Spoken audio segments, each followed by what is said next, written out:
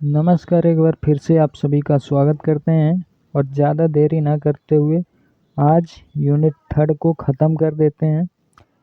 दोस्तों, इससे पहले हमने 5 वीडियो यानी 5 लेक्चर प्रोवाइड करा दिए हैं। यह छठवां वीडियो आपका है बीए प्रथम सेमेस्टर पॉलिटिकल साइंस का, ठीक है। तो आज हम इसे भी ख़त्म करने वाले हैं यूनिट थर्ड को। इसके बाद चौथा, पाँचवा, छठवां जो भी है 8 तक उन्हें पूरा करवाने का कोशिश भरपूर करेंगे। तो आप लोगों से निवेदन है कि पूरा वीडियो देखिएगा और इससे पहले जो भी 5 वीडियो आप नहीं देखे हैं उसमें से आपकी मर्ज़ी है, आप जाकर देख सकते हैं। प्लेलिस्ट में लिंक दे दिया गया है डिस्क्रिप्शन में प्लेलिस्ट का, वहाँ से आप जाकर के पढ़ सकते हैं और साथियों को भी बता दीजिएगा कि हाँ, बीए प्रथम सेमेस्टर का वीडियो अवेलेबल है, जाके देख लीजिए, ठीक। एकदम आसानी से बताते हैं, यही मेरा उद्देश्य रहता है। हालांकि आप लोगों के ऊपर है कितना समझते हैं, ठीक। तो चलिए हम शुरू करते हैं। आज यह यूनिट थर्ड कंप्लीट कर देंगे। इसमें यही दिया गया है कि नीति निर्देशक सिद्धांत, जो आपका हेडिंग लास्ट वाला बचा था, वही हम पूरा करेंगे इस वीडियो में। भारतीय संविधान के अंतर्गत राज्य के नीति निर्देशक सिद्धांत, भारत के अलावा आयरलैंड में भी इस चीज़ की व्यवस्था है, यानी नीति निर्देशक सिद्धांत आयरलैंड में भी लागू है। चतुर्थ भाग, अनुच्छेद 26 से 51 तक इसके बारे में जानकारी मिलती है, ठीक है। तो सबसे पहला आपका यहाँ आता है संविधान के मौलिक उद्देश्य। संविधान के मौलिक उद्देश्य को बताने हेतु इसका निर्माण किया गया है, यानी जो संविधान का निचोड़ है या मूल उद्देश्य है उसी को बताने का प्रयास किसमें किया गया है, राज्य के नीति निर्देशक सिद्धांत में, आर्टिकल 38 में। भूतपूर्व न्यायाधीश एम सी छांगला एक भूतपूर्व न्यायाधीश हुआ करते थे।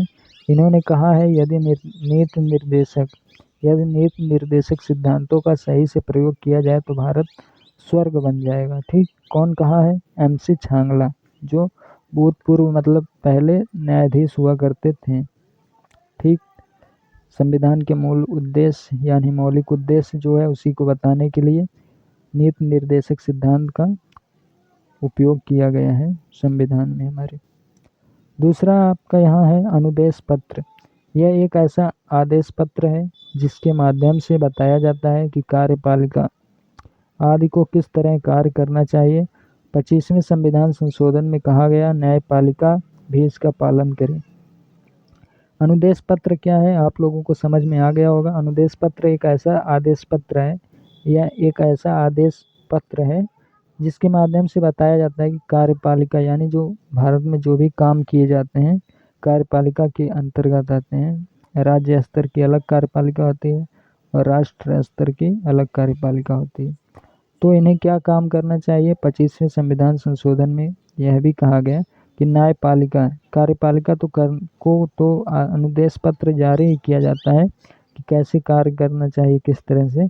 लेकिन 25वें संविधान संशोधन में यह भी कहा गया कि न्यायपालिका को भी इसका पालन करना चाहिए। उसके बाद है तीसरा है शासन के आधारभूत सिद्धांत।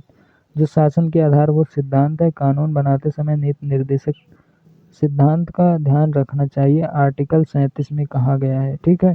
शासन की क्या कहा गया है? शासन के आधारभूत सिद्धांत कानून बनाते समय, जैसे आप मान लीजिए कोई नया कानून है, परिस्थितियां हर समय बदलती रहती हैं, उस हिसाब से कोई भी अगर आपको कानून बनाना है तो उस समय जब आप कानून बनाएंगे कोई, तो उसके पहले नीति निर्देशक सिद्धांत का ध्यान रखना आवश्यक है। यह आर्टिकल 37 में कहा गया है, ठीक। और चौथे में देखिए न्यायालय द्वारा संरक्षित नहीं है। आर्टिकल 37 के अंतर्गत 25वां या 42वां संशोधन किया गया, न्यायालय द्वारा संरक्षित नहीं है। यह चीज़ें जो हैं, जो भी मैंने नीति निर्देशक सिद्धांत बताया, यह न्यायालय यानी कि जो कोर्ट होता है उसके अंतर्गत संरक्षित नहीं है। लचीला व्यवस्था प्रणाली, पांचवा है लचीला व्यवस्था प्रणाली। कोई भी राजनेता हो, जैसे मोदी हो गया या राहुल गांधी, अपने पक्ष में ध्यान रखकर इसका अपने हिसाब से फ़ायदा उठा सकते हैं। यानी कि यह नीति निर्देशक सिद्धांत इस तरह काम करता है, कोई भी राजनेता हो जो राष्ट्र स्तर पर होगा यानी प्रधानमंत्री होगा, वो अपने हिसाब से अपने पक्ष में लेकर के इसका गलत उपयोग भी कर सकता है और सही भी उपयोग कर सकता है। साथियों, अब जान लेते हैं नीति निर्देशक सिद्धांतों का महत्व क्यों है और क्या महत्व है। तो पहला महत्व यही है, नीति निर्देशक जो तत्वों के पीछे जनमत की शक्ति, यानी जो नीति निर्देशक तत्व हैं, इनके पीछे जनमत यानी कि सभी भारतीय, जैसे जितने भी वयस्क भारतीय हैं 18+ के हैं, यानी 18+ हो गए हैं वोट डालने लायक, वो उन लोगों की शक्ति है। ठीक है, नीति निर्देशक तत्वों के पीछे जनमत की शक्ति है, यानी जो भी लगभग हमको लगता है कि मतलब 98 करोड़ लोग हमारे देश के अब की बार वोट डालने के लिए एलिजिबल हो गए थे। तो इसमें जो भी 98 या फिर 100 करोड़ लोग हैं भारतीय, ये लोग, इन लोगों की इसके पीछे शक्ति है। ठीक है, दूसरा है उपयोगी नैतिक आदर्श के बारे में। उपयोगी नैतिक आदर्श के बारे में है। ठीक है, संविधान की व्याख्या में सहायक, संविधान की व्याख्या किस तरह से करना है, संविधान के बारे में सब कुछ, मतलब मेन चीज़ें अगर जानना है तो नीति निर्देशक सिद्धांत पढ़ लीजिए, आपको मालूम हो जाएगा संविधान की मूल प्रवृत्ति कैसे है, क्या है। चौथे में मौलिक अधिकारों के पूरक, जो मौलिक अधिकार हम लोगों को दिए गए हैं 14 से लेकर 32 या 31 तक, उनके पूरक हैं, यानी कम्प्लीमेंट्री हैं, यानी कि उनको पूरा करने के लिए इनकी आवश्यकता बिल्कुल पड़ती है नीति निर्देशक सिद्धांतों की। ठीक है, उसके बाद पांचवा है कार्यपालिका प्रधान दुरुपयोग नहीं कर सकता।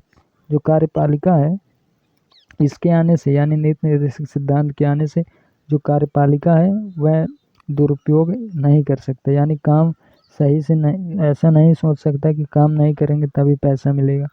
इसके अंतर्गत कार्यपालिका को जबरन काम करना ही पड़ेगा अच्छे से। छठवां है न्यायपालिका के लिए मार्गदर्शन। जो न्यायपालिका है, अभी हमने बताया जैसे कोर्ट होता है, हाई कोर्ट, सुप्रीम कोर्ट इत्यादि। हाई कोर्ट का मतलब जो हर राज्य में लगभग होता है। अभी तक केवल 25 कोर्ट हैं, जिससे 28 राज्य और 7 केंद्र शासित, 7 या 8 केंद्र शासित जो भी प्रदेश हैं इस समय वर्तमान में, वो चलते हैं। सिर्फ 25 हाई कोर्ट हैं भारत में, और स्टेट कितने हैं 28, केंद्र शासित प्रदेश यूनियन टेरेटरी कितने हैं 8 हैं। ठीक है, इस समय तो इस तरह से ये सब चीज़ें चलती रहती हैं। न्यायपालिका के लिए भी मार्गदर्शन का काम करता है नीति निर्देशक सिद्धांत। 8वें में शासन के मूल्यांकन का आधार। जो शासन का मूल्यांकन है, जैसे किसी तरह से आप मान लीजिए एक साइकिल खरीदने जाते हैं तो उसका मूल्यांकन करते हैं कि मतलब वैल्यू कितनी देनी चाहिए, क्या है, क्या नया है, क्या पुराना है, इस तरह से मूल्यांकन, यानी कि एक तरह से समझ लीजिए कि उसके बारे में अच्छे से जानना। ये सब शासन, मतलब जैसे प्रधानमंत्री जी हैं उनके बारे में अच्छे से मूल्यांकन इसी के अंतर्गत आते हैं, नीति निर्देशक सिद्धांत से हमें पता चलते हैं।